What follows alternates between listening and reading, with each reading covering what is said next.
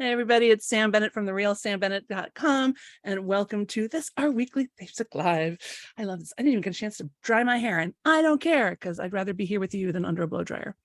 Good. Hey, Sue.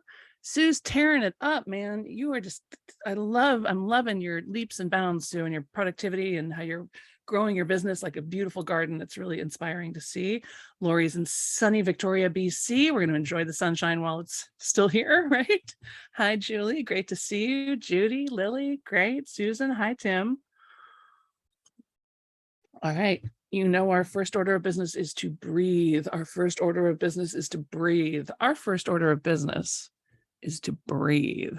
So let's do it. Let's open our hands and open our heart and open our lungs and open our bellies and open our hips and our knees and our back and be open to that which is present to enrich us, to delight us, to bring us new joy.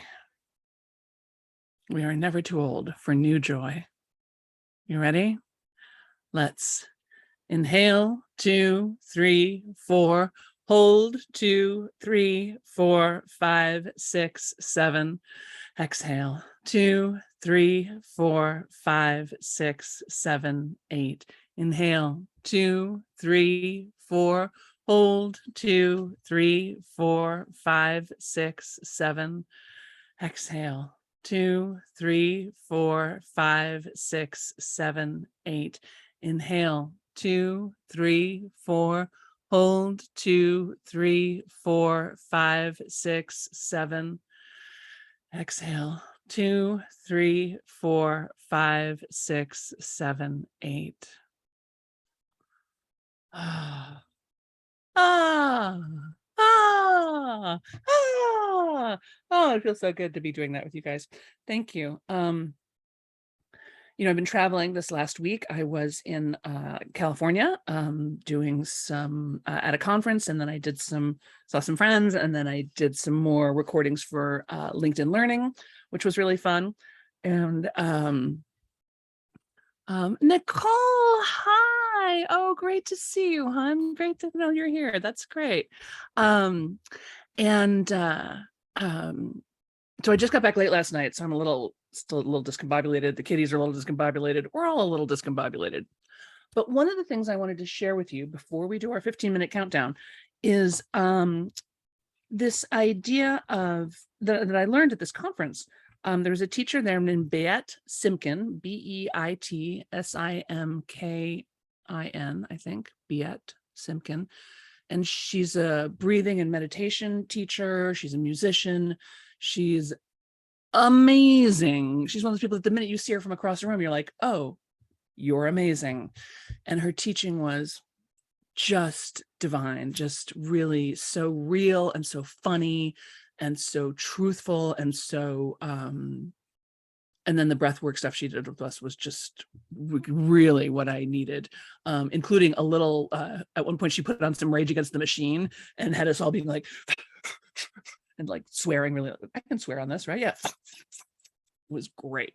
I may have to do that a little more regularly. Anyway, one of the things Biet said during this teaching is that she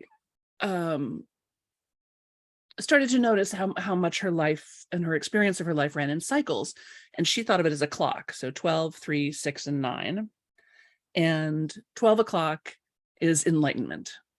12 o'clock is that blissful, like, I'm in love, everything's wonderful, my life is so great, I'm so happy, I've just had a great idea. Like, it's that blissful moment, right? And of course, we all want that to last forever, but it never does. But it usually goes into 3, she says, right? So 3 o'clock is creative flow, right? I've had this great experience, this great illumination, and now I want to channel it into something. I make it into a poem or a relationship or a child or a song or whatever. So enlightenment, creative flow. And then 6 is like the work time.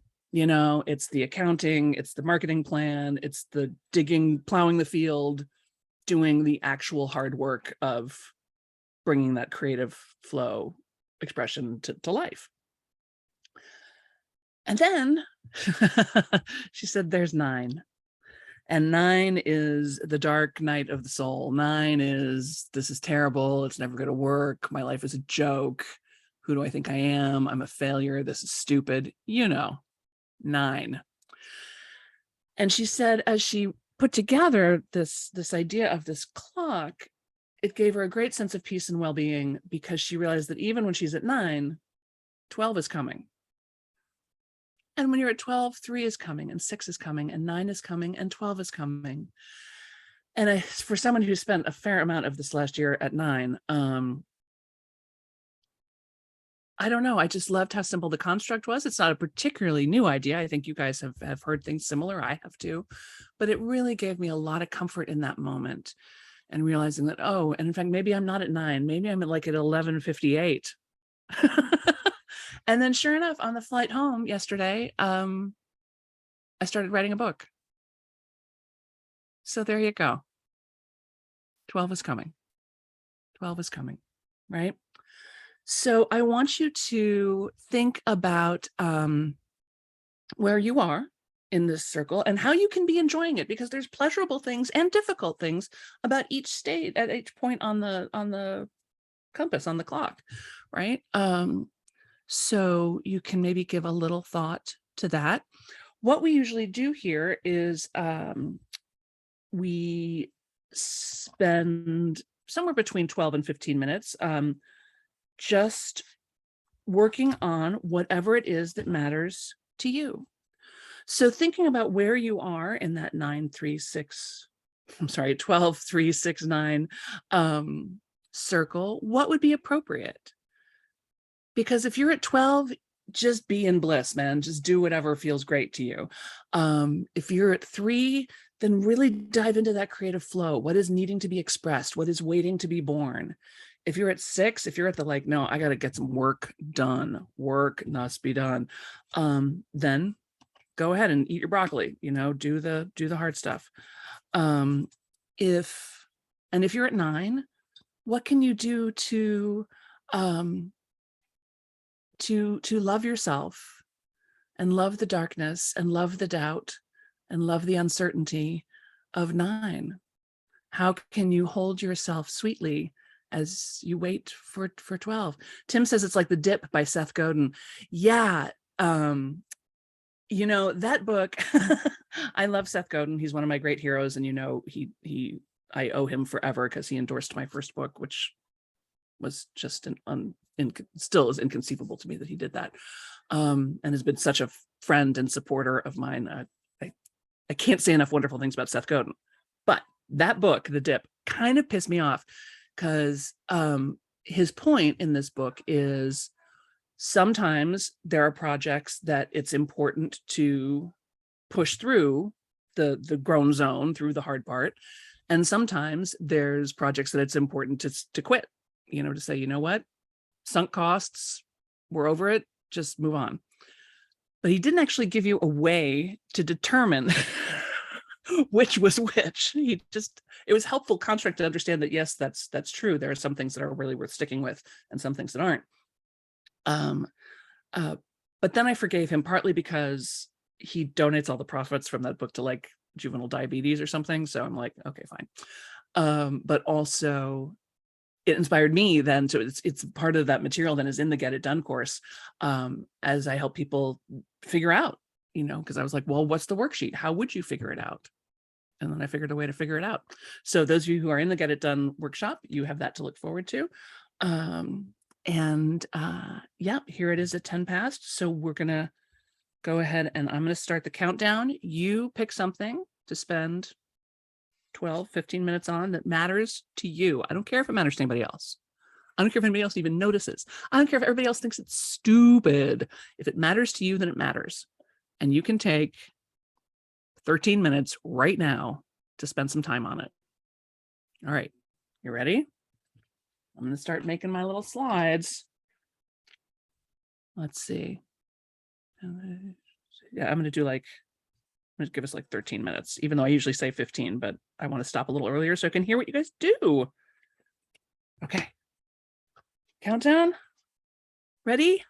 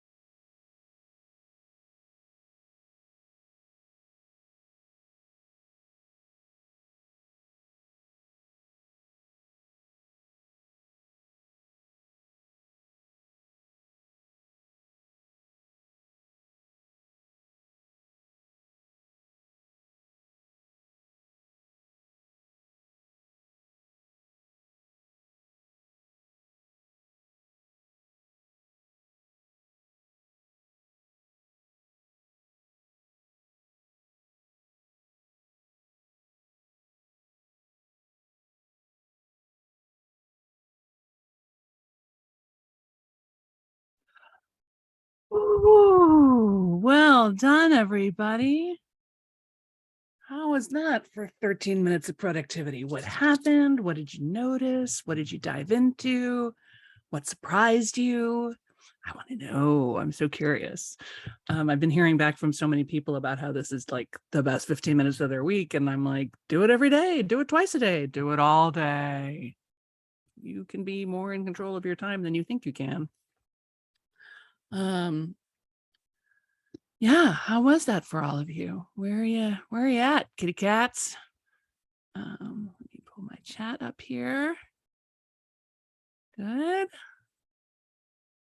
Lori says just a closet cleaning to get rid of extra paper and saved minutes from long ago orgs. Oh yeah, get rid of that stuff. You don't need that in your life. Sue says I made a photo album for a new project. Oh, that's terrific. I recently did another like mood board on Pinterest, which is something I don't do very often, but every time I do it, I'm like, this is cool. I should do this more often.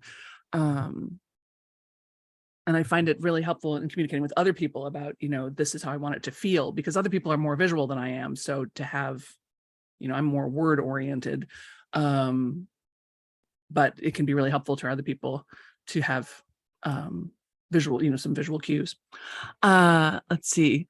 Judy says, truth be told, we planned where we're going to have our lunch break, but it was very creative and productive. Well, you're in Chelsea. There's a lot of good options for lunch. I think that's a serious, that's a serious conversation. Let's see. Lily says, found the dang one sheet I've kept meaning to look for, and now I can move forward on the dang thing. Yay! Isn't it amazing how those little teeny tiny things can get us stuck, right? Let's see. Roz says, since I'm at 9, oh baby, I know you are. I'm so sorry. Since I'm at 9, I bitched and moaned and did my hair for the first 12 minutes. And then for the last minute, I cleared some clutter. That is a very successful 13 minutes. Very successful. I approve of bitching and moaning. There's even a thing, I can't remember if it's in Get It Done or Start Right Where You Are. It's in one of the books, where when you find yourself in a state of resistance and procrastination, to just stand up in front of your desk and for like, I forget how long I say to do it, like 3 minutes, nonstop, just bitch and moan and complain out loud about how much you do not want to do this thing. Like, this is so stupid. I can't believe I have to write this stupid book. I'm not even going to write this stupid book. Nobody even cares about this stupid book. This book is so stupid. I'm not going to do it. Writing is stupid. Books are stupid. I don't like books. I don't like by the time you get to 3 minutes, you're going to be so worn out that you're just going to do it. Like, it's really fun. Just let it out, let those feelings through you. Yes. Let's see. Veronica's sending me secret messages about our branding. It wasn't, but maybe it could be. Let's see.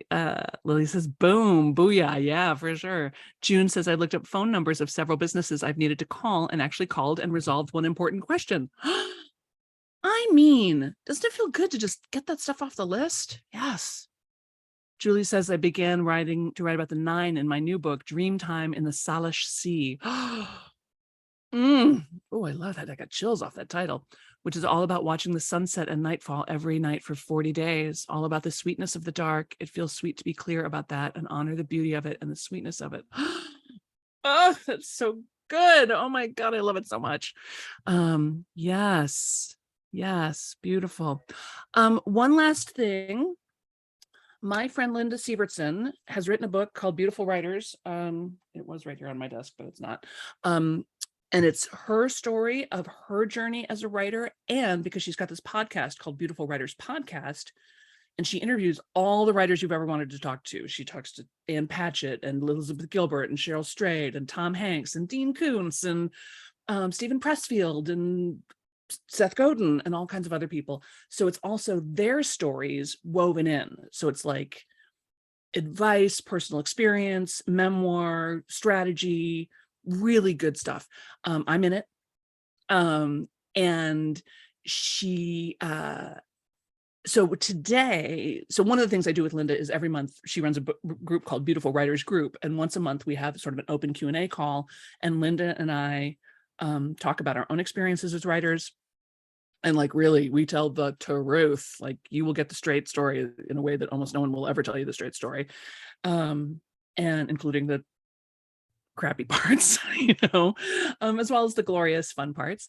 And so if you buy her book today, and Veronica has already put the Amazon link in the chat. I'm sure she's probably already also put it on the Facebook page. And that's an affiliate link, by the way. If you use that link, I will get pennies, absolute pennies. But you can buy it from any retailer you want. It absolutely doesn't matter. And then email your receipt to team@bookmama.com, TEAM, team at bookmama, because that's Linda. She's the book mama. And bookmama.com. Email her receipt today. You will get access to today's Beautiful Writers Q&A call. You'll get a free month in the Beautiful Writers group, which gets you the Facebook group, which has a ton of great resources. And Linda and I are in there all the time answering questions.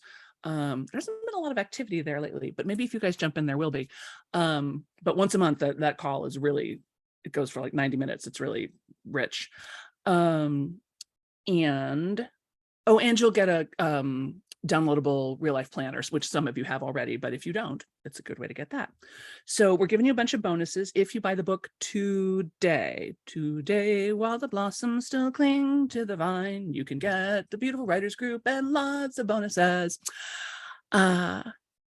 Good. Kamala says, straight in the bathroom counter for 10 minutes and spent the last 3 striking singing bowl and basking in the sound. Oh, what a beautiful balance of the practical and the divine, and the practical and the divine being the same thing.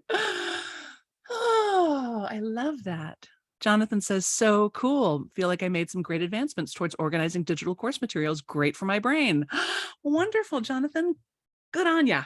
Good on ya. Okay, everybody, this is great. Tell all your friends. I want this Thursday thing to be like epic. Like, there's usually, there's a good 50, 75 people here every Thursday, but I want it to be like 750 people or 75,000 people, right? Why shouldn't everybody benefit from even just this? You guys are all aglow with just a little bit of work you were able to do in just that little bit of time. So let's get an army in here, invite your friends. Yes, Lily, if you bought it last night, you can still get the goodies from today. So go ahead and just email that receipt or a screenshot of your receipt or whatever you've got to team@bookmama.com, and they will make sure that you get all the goodies. So thank you so much for being here with me. I am delighted to share this time with you. And yeah, get that Beautiful Writers Group book, get your goodies. And if you know any writers, it makes a terrific gift. And usually, honestly, what I usually do with books like that is I'll buy 3. I'll buy one for me, one for a friend, and then one to keep as so I can be somebody's book angel. Because there's going to come a moment where somebody's going to be like, I just need advice. And I'm going to be like, here is your book. I bought it in advance for you. So that's what I would do. Okay. Thanks, everybody. Yes. Julie says, love the Salish Sea. Keep me posted. Yep. Great work, everybody. All right. One more breath, shall we? Let's inhale. 2, 3, 4. Hold. 2, 3, 4, 5, 6, 7. Exhale. 2, 3, 4, 5, 6, 7, 8. Thank you, everybody. Thank you for doing this with me.